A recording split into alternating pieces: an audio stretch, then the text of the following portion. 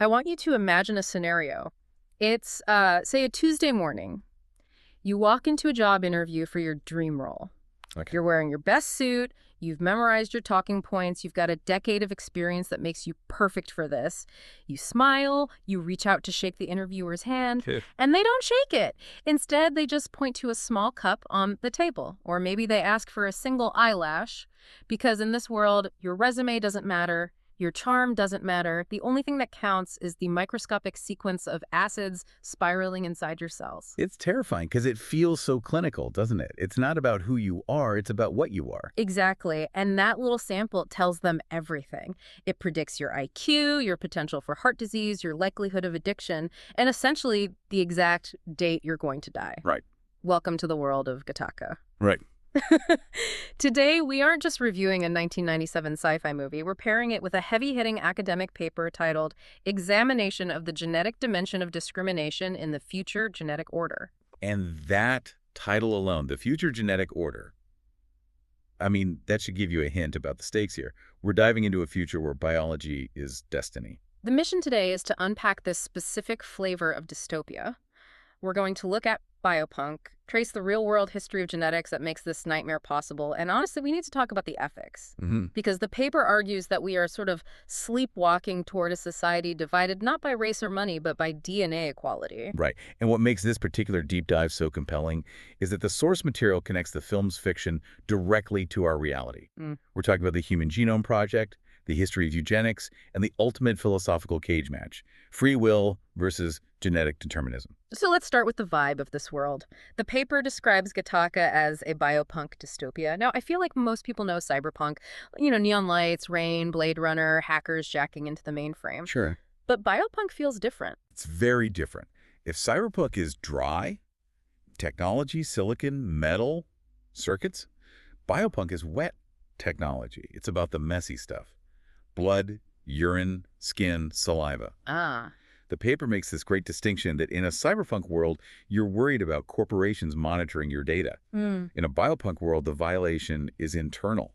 It's about the manipulation of the flesh itself. Which is why the movie looks so clean, right? It's visually sterile. But the underlying theme is all about these dirty biological fluids. Precisely.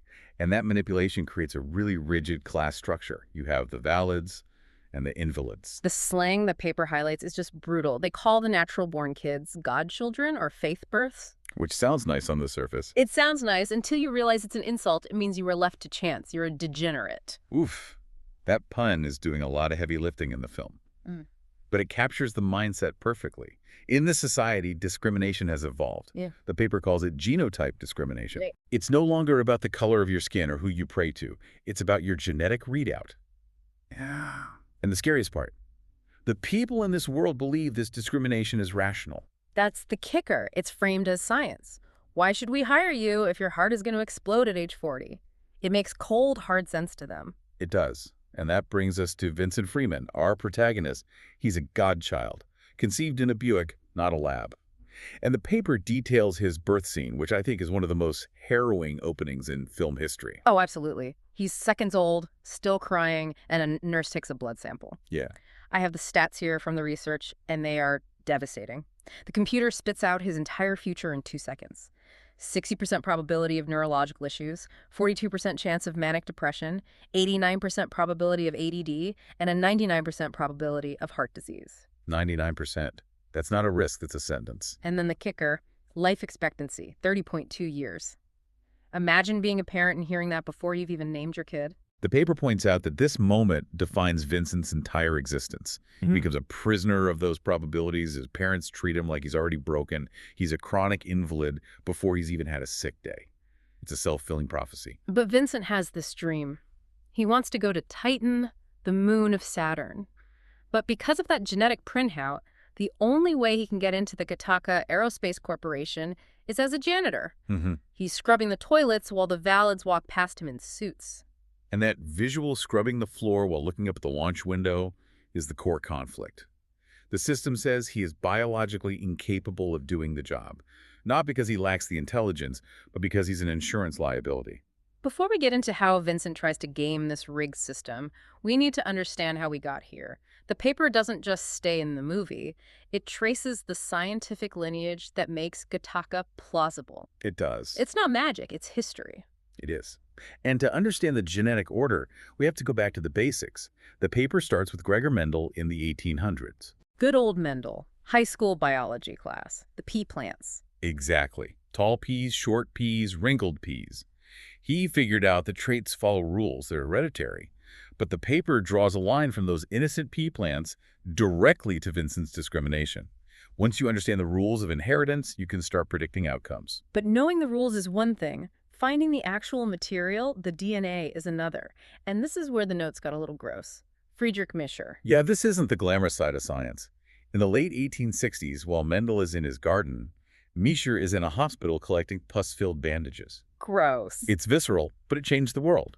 He was isolating white blood cells from the pus. And inside the nucleus of those cells, he found a substance he called nuclein. That was DNA. He didn't know what it did yet, but he found the building blocks. So we go from pea plants to pus and finally to the big one, the Human Genome Project in 1990. The Manhattan Project of Biology. The goal was to map the entire human genetic code, to read the book of life. The paper argues this is the tipping point. Yes. Once you map the genome, you stop guessing. You start knowing. And the paper lists the outcomes of this project as a massive double-edged sword. On one side, it's miraculous, diagnosing cancer before a tumor forms. Gene therapy, organ matching, amazing things. But the shadow side is Gattaca. Once you can read the code, you can judge the code. The paper lists biological weapons, insurance spikes, and the creation of a superhuman class. The film just takes that reality and fast-forwards it a few decades. Totally. Speaking of the code, did you know, and I felt a bit slow for not realizing this sooner, that the title Gattaca isn't just a cool sci-fi name? It's a clever Easter egg. The letters G, A, T, and C. Guanine, adenine, thymine, cytosine. The 4 nucleotide bases of DNA. The title of the movie is literally a genetic sequence. It's stamped right on the poster. But let's talk about the society this code creates. We've touched on discrimination, but the paper uses a very specific, heavy word to describe what's happening here: eugenics. It's a word that carries a lot of baggage. Eugenics comes from the Greek for good birth. It was coined by Francis Galton Darwin's cousin, actually. And usually when we say eugenics, we're thinking about the absolute darkest chapters of the 20th century. Rightly so. The paper discusses how the Nazis co-opted these ideas to try and engineer an Aryan race. That was state eugenics. The government kicking down your door, forced sterilization, the murder of anyone deemed defective. It was top-down and horrific. Exactly. But here's the twisted part about Gattaca that the paper highlights. The government isn't forcing anyone to do anything. There are no camps. There are no forced sterilizations. Right. So what is it? That's why it's so insidious. The paper calls it consumer eugenics or liberal eugenics. It's driven by the free market. It's not the state telling you to have a blonde, blue-eyed baby with high IQ. It's you wanting that for your child. There's that scene where the parents are at the geneticist's office. It looks like they're buying a luxury car. The doctor is listing off options. We've removed the predisposition for alcoholism, premature baldness, myopia. Yeah, and when the parents hesitate, saying they want to leave some things to chance, the doctor says, you want to give your child the best possible start. Believe me, we have enough imperfection built in. Oof, what a line. That's the consumer trap. If you know that every other kid in kindergarten is going to be genetically enhanced to have an IQ of 140 and the lungs of an Olympian, and you don't do that for your kid, are you a bad parent? That is the crucial psychological shift. The paper argues that the market effectively forces you to become a eugenicist just to keep your lineage competitive. It plays on love and fear. Right. You're not doing it to create a master race. Yeah. You're doing it so your kid doesn't get bullied or left behind. But the result is the same. The rich become a genetic superclass, and the poor stay natural and invalid. It cements inequality into biology. You can't just work hard to catch up anymore. Which brings us to the character who represents the peak of this system, Jerome Eugene Morrow. Played perfectly by Jude Law. And again, look at the name, Eugene, well-born. Well-born, right. Jerome is a valid. He has the perfect genetic score. He was designed to be a gold medal swimmer. He is everything the system says a human should be. But he's miserable. He's broken. He was paralyzed in an accident that happened because he threw himself in front of a car after getting a silver medal instead of gold. Because for him, silver wasn't an achievement, it was a failure of his design. Exactly. The paper explores this burden of perfection. If you are engineered to be flawless, then any mistake is catastrophic. He has no excuse. So you have Jerome, the perfect specimen who wants to disappear, and Vincent, the invalid, who wants to fly, and they make this illegal pact. Vincent becomes Jerome. It's the borrowed ladder. Yeah. Vincent uses Jerome's blood, urine, hair, and skin samples to pass the daily DNA tests at Gattaca. The details of this are so gross but so fascinating. Vincent has to scrub his entire body every morning to remove his own loose skin cells so he doesn't leave a trail of invalid DNA dust. He carries sachets of Jerome's urine taped to his leg. It's crazy, and it highlights the absurdity of the system. Think about it.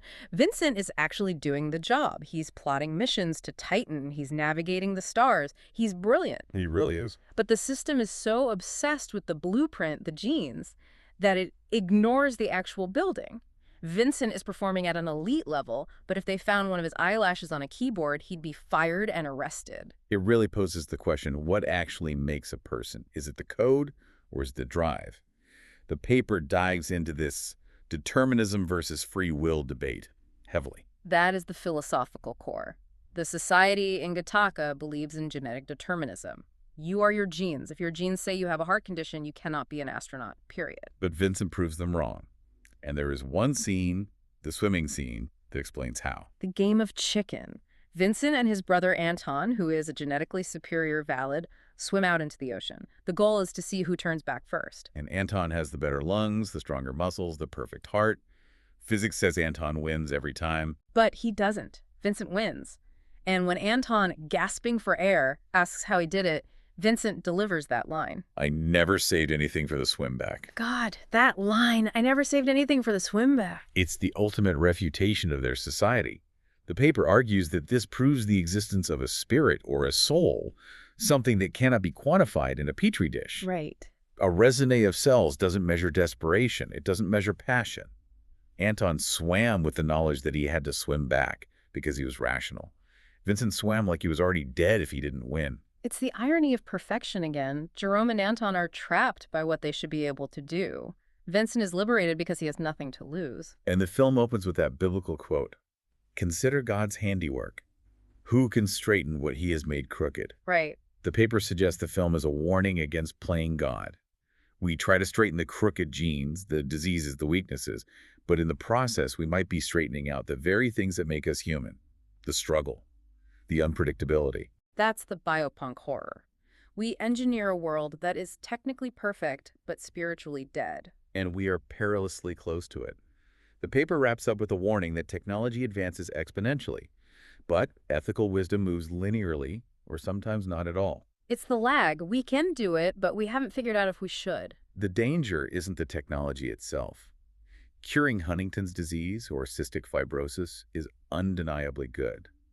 The danger is the commodification of human life. Viewing people as products, I want the upgraded model. Exactly. When you look at a child and see a set of specs, processor speed, durability, aesthetic features, you lose the humanity. You stop seeing them as an individual and start seeing them as an investment that needs to yield a return. And we're already seeing the precursors. The paper mentions how genetic data could be used by insurance companies. If they know you're high risk, your premiums go up. Or you just don't get coverage. Or employers implicitly screening for health markers to keep costs down. It's the quiet beginning of that valid versus invalid divide. So I want to leave our listeners with the final provocative thought from the source material. And I want everyone to really be honest with themselves here. That's a tough question. The paper points out that this technology, like all new technology, will be expensive. It won't be free. So imagine it's 2030. The technology exists. It costs, say, $50,000. You have the money. You can edit your child's DNA to ensure they never get cancer, never get Alzheimer's, and have a high aptitude for math. You do it. If you say yes, and who wouldn't want to save their kid from cancer, then you are participating in the creation of a genetic elite. You are leaving the kid next door, whose parents don't have that money, behind. But if you say no, are you punishing your child? Are you purposefully handicapping them in a world where everyone else is upgrading? It's a prisoner's dilemma involving your own DNA. That is a terrifying thought. The road to Gattaca isn't paved with evil intentions. It's paved with parents just wanting the best for their kids. And that is why we need to have these conversations now, before the menu of options is sitting in front of us at the fertility clinic. On that incredibly light and breezy note, we are going to wrap up this deep dive. It's wild how a movie from 1997 feels like a documentary from next year. It really does. It's a mirror we need to look into. Thanks for listening, everyone. Keep looking up and maybe, just maybe, appreciate the flaws in your genes. They might be the most interesting thing about you. Well said. We'll catch you on the next deep dive.